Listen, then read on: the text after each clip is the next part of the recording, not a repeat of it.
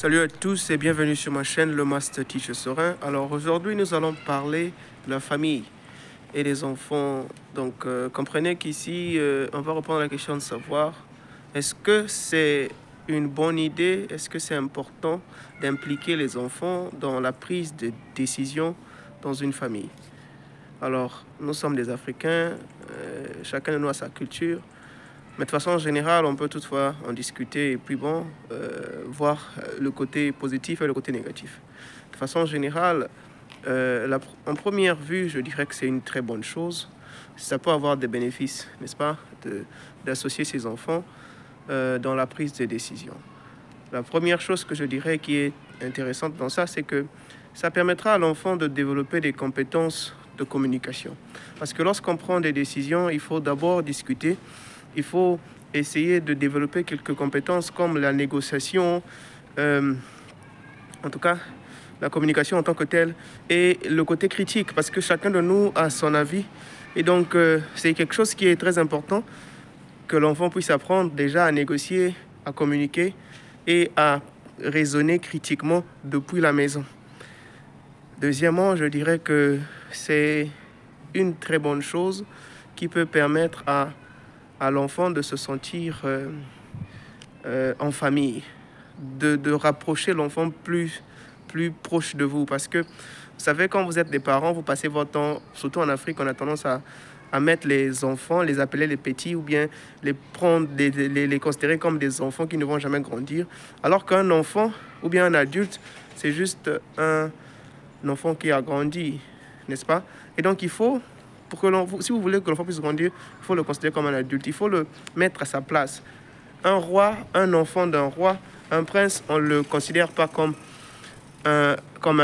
n'importe quel enfant. On le considère comme un petit prince, comme un petit roi, n'est-ce pas? Et donc, associer l'enfant dans ce genre de décision et tout, ça permettra à l'enfant de se sentir un peu concerné aussi en famille, n'est-ce pas? Et donc, je crois que c'est vraiment une très bonne chose. Bon, maintenant, comment ça se fait?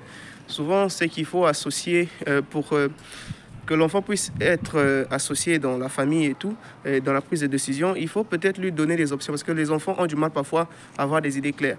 Et donc, c'est mieux de les donner une liste. Par exemple, si il faut acheter, et il faut des activités, par exemple, en famille, vous avez des vacances, vous voulez voyager quelque part, vous avez une liste.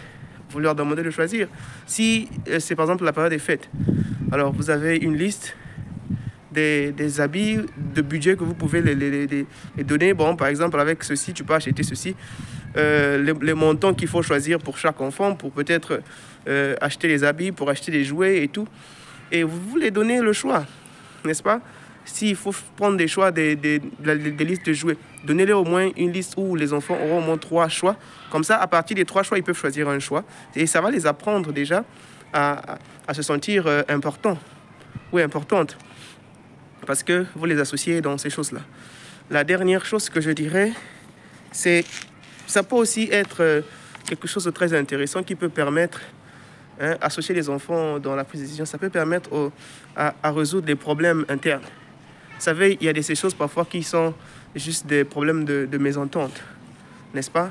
Ce sont des problèmes de mésentente. Parfois, vous allez vous rendre compte que parfois, les enfants ne sont pas heureux. C'est pour ça qu'ils ne veulent pas travailler à l'école.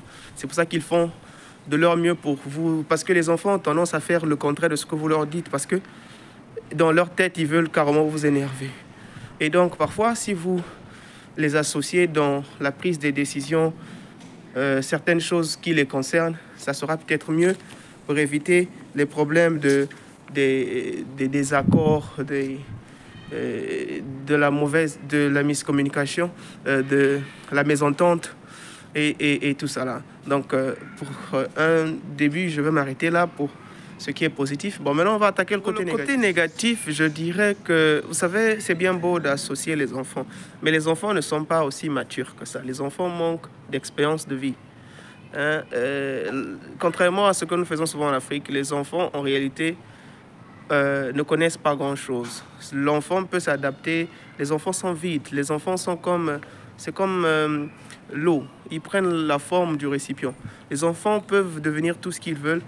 Et donc, c'est à nous, les parents, de mettre ce qu'il y a d'important pour nous pour remplir ce vase-là. C'est à nous, les parents, de trouver les environnements, la carrière et tout comme ça. Alors pour commencer, je dirais que les enfants ne sont pas assez intelligents, ne sont pas assez matures pour prendre des décisions qui sont assez importantes.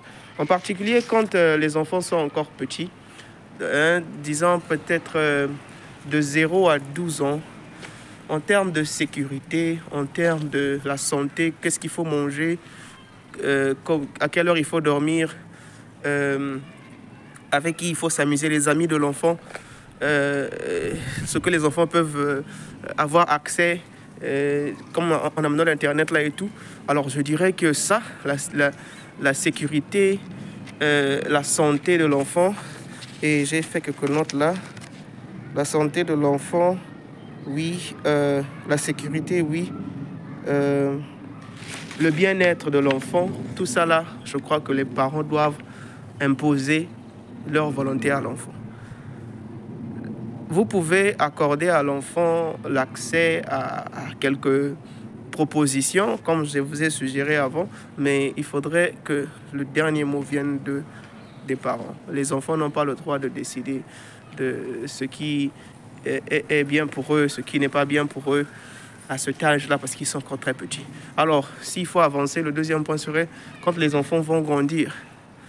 À l'âge adulte, la puberté en particulier, donc de 12 ans à 18 ans, là aussi, c'est encore très crucial parce que c'est là que souvent les enfants veulent maintenant vous défier, les enfants veulent maintenant se créer leur propre identité, se sentir utile, forger leur caractère et tout ça. Et à ce niveau-là, il faut faire très attention parce que vous devez être à mesure de les inspirer. Parce que vous ne pouvez pas, en tant que tel, continuer à les opprimer, à les imposer votre volonté parce qu'ils commencent à grandir. À ce niveau-là, vous devez maintenant les inspirer. Vous devez être à mesure. Parce que les enfants, quand ils apprennent, surtout à cet âge-là, à partir de 12 ans, 18 ans, de 12 ans à 18 ans, ils apprennent plus parce que vous les dites ce qu'il faut faire. Ils n'écoutent plus rien. Ils copient exactement ce qu'ils vous voient faire. Ils copient ce que vous êtes. Même vous allez remarquer que votre façon de marcher, votre façon de parler, les enfants sont capables de le faire. Vous n'êtes pas obligé de leur dire ça. Si vous leur dites, ils ne vont pas faire ça. Et si vous êtes quelque chose qu'ils vont voir leurs amis vous apprécier, ils vont aussi apprécier. Et donc, il faut plutôt s'associer, être un bon exemple, les inspirer à ce niveau-là. Voilà, donc vous devez les inspirer pour que vous puissiez être un bon exemple et les préparer à être des adultes qui seront exemplaires. Alors, vous n'allez pas les donner en réalité le choix, mais vous n'allez pas aussi les imposer, le choix. Vous allez plutôt les guider à faire des bons choix, vous allez les guider à vous choisir parce que, imaginez, vous savez, quand vous donnez à quelqu'un deux choix, vous leur dites par exemple, ce que par exemple on dit avec la religion, si vous croyez en Dieu, vous allez aller au paradis. Si vous ne croyez pas en Dieu, vous allez aller en enfer. Tout le monde va aller croire en Dieu. Parce que déjà, vous avez peur d'aller en enfer. Si on fait comme l'enfer, c'est carrément là où toute personne ne va aller. Et donc, voilà. Donc, quand vous faites un système où vous inspirez les gens, que bon, voilà, ce que moi j'ai eu à faire, regarde comment moi j'ai fait, regarde comment j'ai souffert, regarde comment j'ai fait ceci. Là, je ne le montre plus en fonction des grimaces que non, il faut faire ce que je... Non. Moi, je ferai ceci à ta place. Parce que mon expérience me dit ceci, me dit cela. À ce niveau-là, ça sera plus l'inspiration que c'est plus l'armée, on n'impose plus à l'enfant. Bon, le dernier point serait ici, pour finir. Voilà, pour les décisions super importantes. Quand l'enfant va à l'université, alors là, il faut être assez judicieux de ne pas les laisser prendre des décisions eux-mêmes. Moi, par exemple, je viens d'une famille où, je ne sais pas si on m'a dit de faire tout ce que j'ai eu à faire. La majeure décision que j'ai eu à prendre, j'étais carrément indépendant. Et ça m'a coûté cher parce que bon, j'ai perdu parfois des années en tant que tel dans des filières que je n'aurais peut-être pas dû faire. Parce que là où je gagne l'argent actuellement, ça n'a rien à voir avec ce que j'ai fait à l'université. Mais bon, l'expérience, la maturité, je ne l'avais pas aussi. Il y a des choses que, vous savez, dans la vie, on apprend, soit vous apprenez en échouant, mais vous n'abandonnez pas, vous continuez, soit vous apprenez de l'expérience des autres. Et c'est ce que les parents devraient être.